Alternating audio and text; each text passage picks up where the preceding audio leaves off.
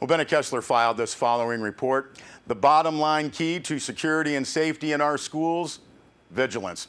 Last week, Inyo County Superintendent of Schools Terry McAteer held a meeting of school, law enforcement, and mental health officials in the wake of the horrible shootings in Connecticut.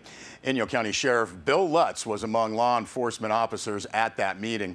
Now, Sheriff Lutz said his department offered to help each school with site security plans. He said it's important for teachers to be trained, as well as janitors and bus drivers. Said Lutz, quote, "They need to be vigilant and enforce rules," end quote.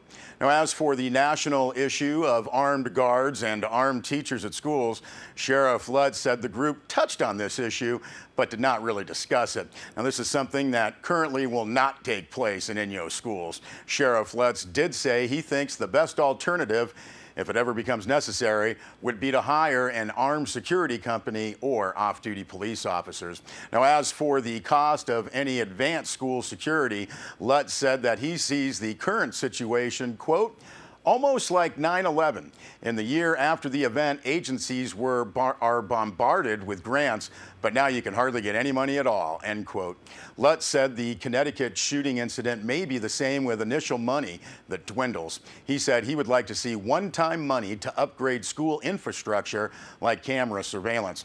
Now, Sheriff Lutz also emphasized the importance of identifying kids who have issues: loners, bullyism, and mood changes. He said this means training for teachers and staff. Now, at last week's meeting, Lutz said Inyo mental health psychologist Gail Zwier discussed a profile of a troubled kid, how to notify authorities, and how to respond. Superintendent McAteer had earlier said that a counseling program currently works with 100 local families. Now, in February, Sheriff Lutz said his department, along with the California Emergency Management Agency, will co-sponsor a class for school superintendents, principals, fire, and emergency medical responders on how to deal with active shooters.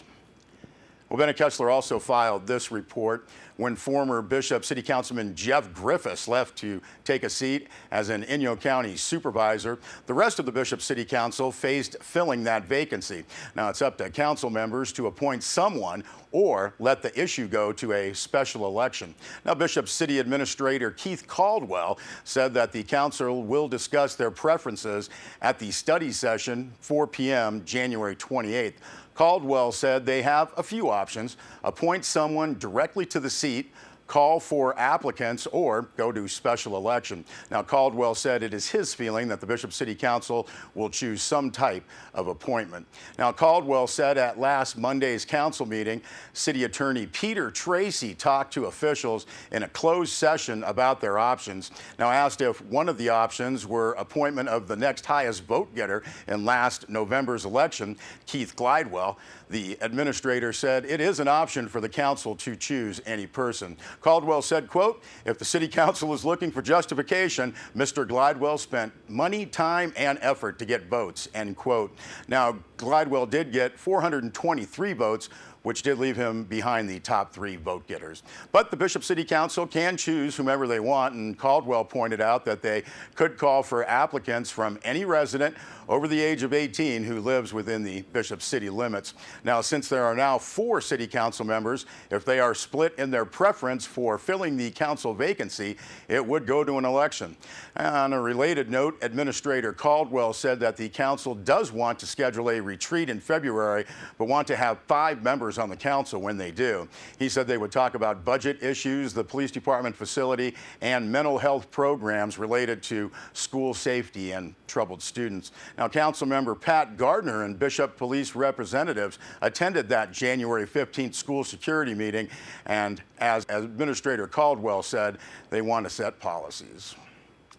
Well, as we reported last week, Inyo Mono Health Officer Dr. Rick Johnson says the big wave of influenza that has reached most of the United States has started to show up in California. Today, Bennett Kessler asked Johnson what practical steps we can take to protect against the flu.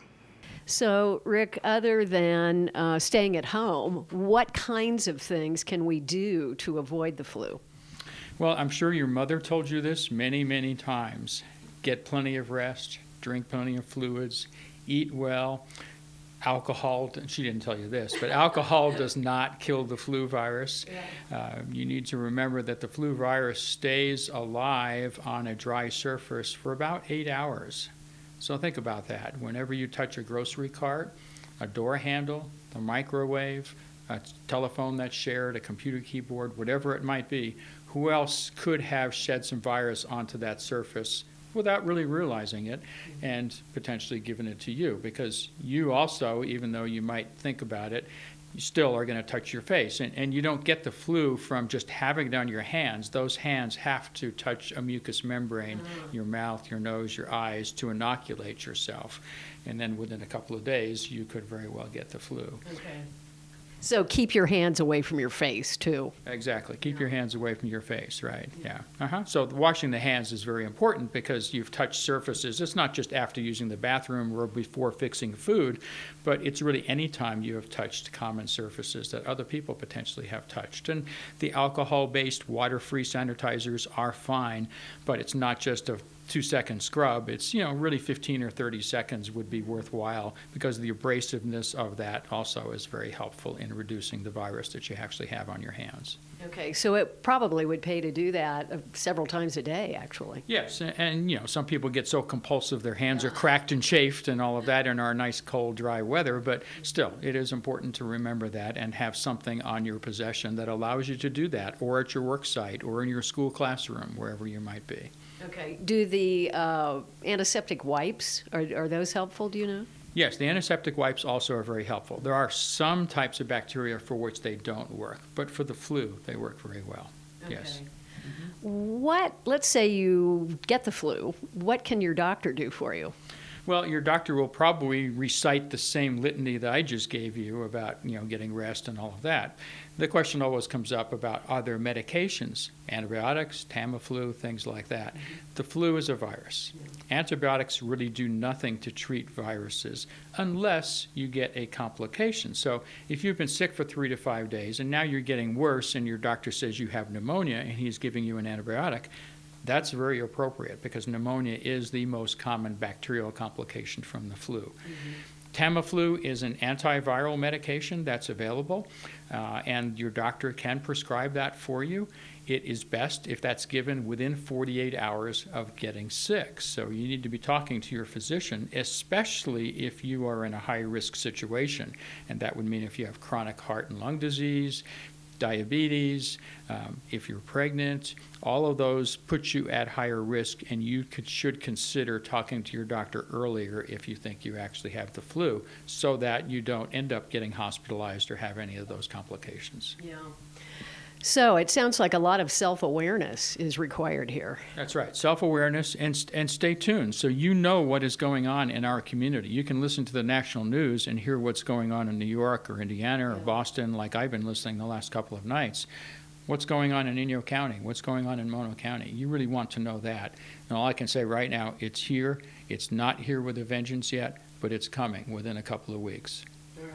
And to conclude, we talked about this earlier, don't even shake hands, but you can give it the elbow bump, right? The elbow bump or fist bump or whatever. So, but don't use the same arm that you covered your cough with, for instance, or that's the inside, not the outside, but you get the gist of it. Right. So remember the virus. That's right. Remember the virus, right?